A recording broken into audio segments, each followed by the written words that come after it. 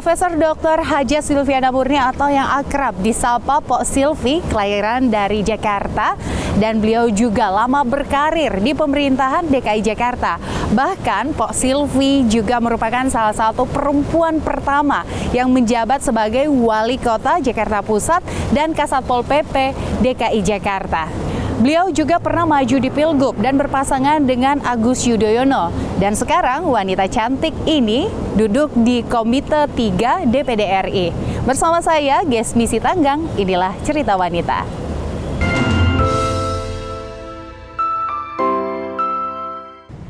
Halo, Assalamualaikum Pok, apa kabar? Waalaikumsalam warahmatullahi wabarakatuh. Kamu tambah cantik. Pok Silvi juga semakin cantik. Umur tidak tidak menunjukkan kamu ada kerutan-kerutan gitu loh. Kamu anak saya apa cucu saya ya? Kayaknya kita kakak adik deh. Karena ya pemirsa, kalau dilihat dekat tuh hampir nggak ada loh kerutannya, tetap cantik. Masya Allah, di umur yang sekarang sehat ya Po ya? Jalan 64 tahun. Jalan 64 tahun. Apa sih tipsnya tetap cantik kayak gini Po? Alhamdulillah sih, nggak cantik-cantik amat lah. Tapi yang pasti saya suka bilang begini, orang itu kalau cantik itu kan muka ya. Nah ini bisa lekang oleh waktu. Tapi yang paling penting adalah bersihkan hati dulu nih.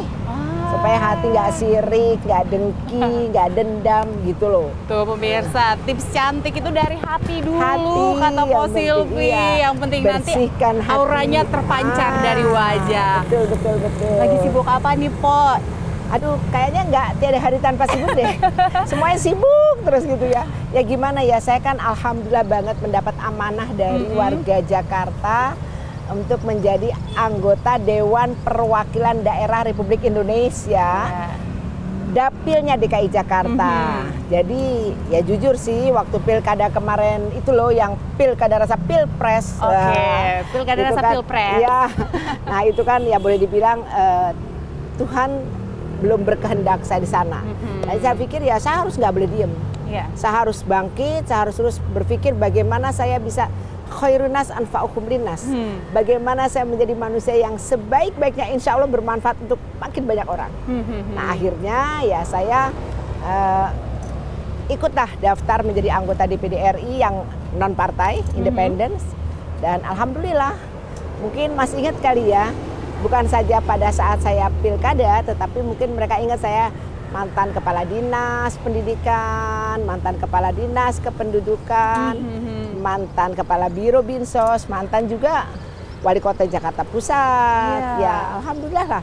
Jadi kalau sebenarnya nggak bisa dibilang sibuk, tapi lebih ke arah lebih produktif ya Po ya? Lebih produktif. Lebih makin mengenal masyarakat, lebih makin saya bertemu dengan seluruh komunitas lah. Iya. Ya karena kan mereka apa ya, memberikan amanahnya pada saya. Kalau mereka memberikan amanah pada saya, tentu saja kan artinya saya harus amanah ya. Mereka kesulitan mereka apa? Saya bilang ya kalau dari segi uang jauh lah ya. Ya mendingan saya jadi deputi gubernur lah ya. Tapi artinya bahwa masyarakat kan saya jadi punya networking ya. Bukan hanya di Jakarta, kan saya 31 tahun di Pemprov. Terkenal lah 267 lurah, 44 camat ya, sohib semua lah ya. Apalagi wali kotanya, sekdanya, wagubnya, gubernurnya itu sohib semua. Nah tapi yang lebih jauh dari itu, mereka punya kesulitan apa?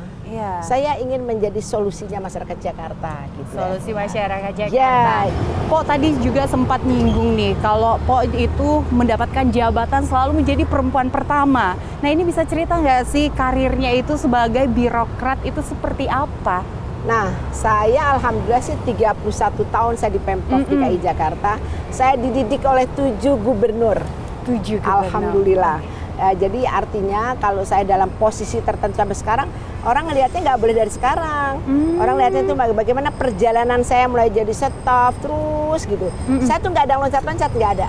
Kalau naik pangkat memang 3 kali istimewa, tapi saya naiknya step by step, tapi cepet gitu. Misalnya orang-orang atau saya Kasubag cuma 2 tahun, naik lagi Kasubag gitu sampai eselon 1, alhamdulillah.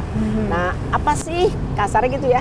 Apa sih kuncinya? Ya saya kalau untuk laki-laki kunci saya adalah kita bermitra, jangan menjadi kompetitor. Untuk dengan yang perempuan kita saling mendukung, harus. Karena biasanya kalau perempuan nggak dukung perempuan tuh, kalau saya nggak, saya udah niatkan bahwa saya akan mendukung perempuan-perempuan untuk bisa lebih maju. Tapi nggak boleh melupakan kodratnya sebagai perempuan. Harus artinya tetap sebagai istri yang melayani suami, sebagai ibu yang ngopenin anak-anaknya, menjadi tempat curhatnya, kayak gitu-gitulah ya, jadi teman bahkan. Nah artinya ya kita harus nggak boleh merasa saling mengganggu atau kita saling berkompetisi sampai sikut-sikutan, enggak lah. Kita berteman, bersilaturahim, karena menurut saya ya kita akan mendapat apa yang kita perjuangkan. Jadi jangan pasrah, jangan juga kita Allah kan sudah mengatur, kata Allah ikhtiar lah gitu. Jadi kita berjuang terus. Intinya harus kerjasama ya, Po. Harus kerjasama, jangan cari musuh, bermitra, ada kesetaraan ya, gitu kan.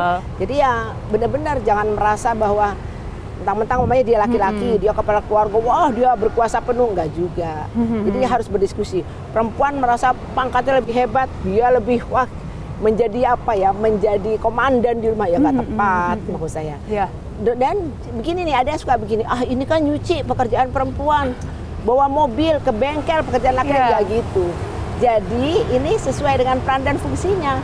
Kalau suaminya, istrinya kebetulan lagi rapat penting, suaminya kebetulan lagi off di kantor, why not dia mesti masak? Dia semua serba bisa. Terus kalau saya tiba-tiba lagi setir mobil, ban pecah, terus masa nunggu suami karena ini bukan pekerjaan saya, nggak boleh, langsung aja ke bengkel.